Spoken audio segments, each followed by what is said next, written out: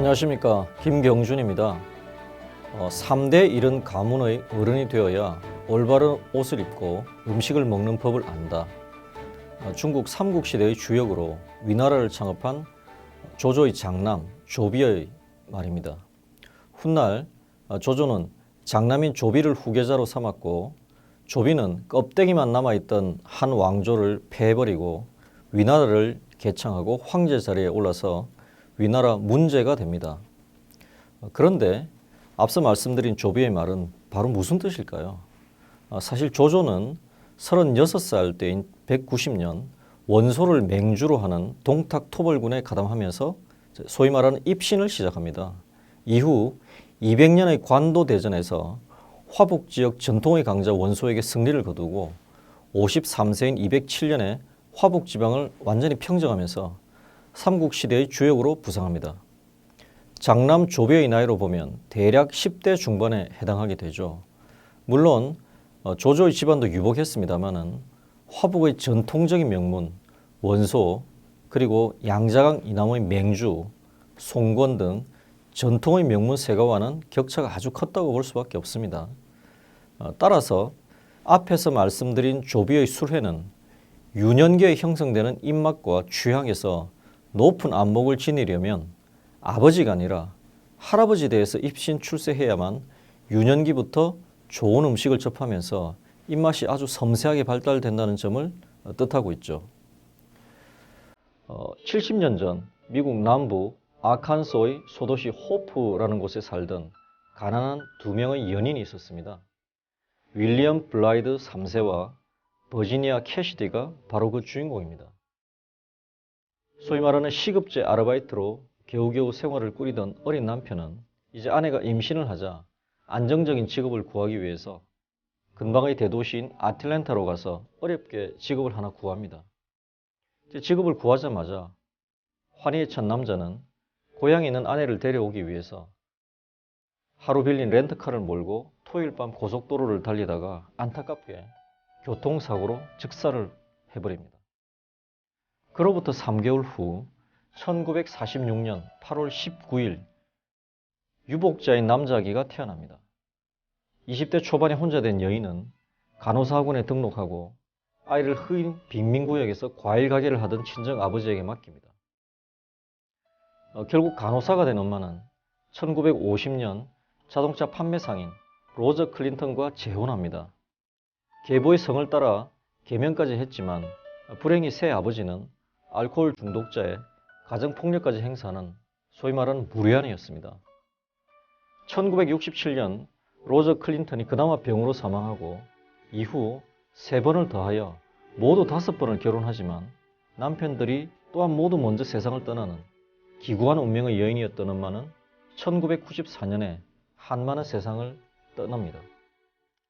이런 상황에서 클린턴은 학교에서 공부, 운동, 음악 등 다방면에서 발군의 실력을 발휘합니다. 특히 고교 졸업반이던 1963년에는 우수 학생으로 선발되어서 백악관을 방문하게 되었습니다.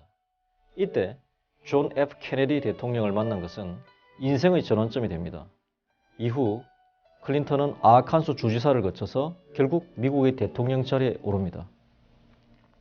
어린 시절 가난한 시골과 흑인 빈민구역에서 성장한 클린턴은 자연히 소위 말하는 정크푸드라고 하는 패스트푸드와 냉동 음식에 익숙해졌고 마음을 터놓는 가까운 친구들 중에는 흑인이 아주 많았습니다. 따라서 흑인과의 교감이 뛰어났던 클린턴이 치른 모든 선거에서 흑인 지지율은 80%를 상회하는 성과를 거두었습니다. 후일 대통령이 되었지만 백악관의 인류 셰프들이 차리는 최고급 요리가 무언지 모르게 허전했던 대통령은 보좌관에게 길거리 햄버거, 감자칩, 그리고 콜라를 사오게 해서 밤중에 혼자 밤참으로 즐기곤 했다는 일화는 유명합니다. 만화가 허영만이 식객에서 가장 맛있는 음식은 세상 모든 어머니의 수와 같다 라고 갈파했던 것처럼 어린 시절 먹었던 어머니의 음식은 입맛을 결정하고 그 이후 모든 맛의 표준이 됩니다. 입맛은 이유식에서 사춘기까지 먹었던 음식에서 결정되고 음악, 의복 등 문화적 취향은 사춘기에서 20대 초반까지 유행에 지배받고 세상을 보는 관점, 즉 세계관도 10대 후반에서 20대 후반까지 10여 년간 접했던 학문 분야, 사고방식, 가치관 및 시대사조의 영향을 크게 받습니다. 이에 더해서 나름대로 문제식도 생겨나면서 정의감에 불타는 20대 초반에 읽고 접하는 정치 사회적 사조와 유행이 특정 세대의 가치관을 형성시킵니다. 사람들은 대개 자신이 일단 확립한 프레임으로 세상을 반복해서 재해석하는 경향이 분명히 있습니다. 물론 어떤 사실관계도 무시할 정도의 강력한 도구마의 신념체계가 형성된 경우는 어떤 경험을 하여도 변하지 않습니다. 이런 사람들을 가리켜 고대 로마의 대정치가 율리우스 카이사르가 사람들은 사실이기 때문에 믿는 것이 아니라 믿고 싶기 때문에 믿는다라고 지적한 것은 그야말로 탁견입니다. 사회생활도 마찬가지로 처음이 중요합니다. 첫 직장의 업종, 분위기, 기업 문화 등이 초기 경험을 형성하기 때문입니다. 같은 학교에서 똑같이 공부하고 취직했는데 몇 년 지나면 왠지 모르게 사물을 보는 관점이 차이가 나기 시작합니다. 유년기 입맛처럼 사회생활도 초기에 입력된 값이 기본 바탕을 결정합니다. 비록 능력이 뛰어나도 가치관이 왜곡되어 있는 사람은 조직을 퇴보시키는 유능한 썩은 사과가 되기 마련인 것이죠. 이런 맥락에서 저는 기업들에게는 신입 직원 교육이 상당히 중요하다고 말씀드리고 싶습니다.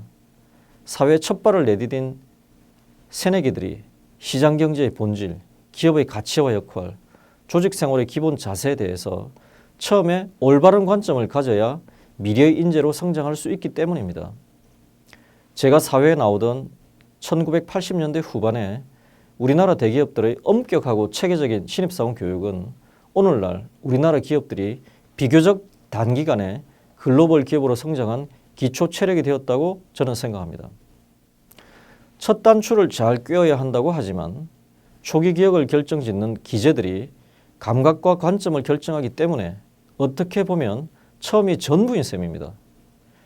그나마 입맛이나 음악이야 개인의 취향으로 치부하면 그만입니다. 하지만 구성원들의 올바른 세계관과 합리적인 가치관은 조직의 생존과 연관된 기초 체력이 됩니다. 조직의 리더라면 유념해야 할 부분입니다. 감사합니다.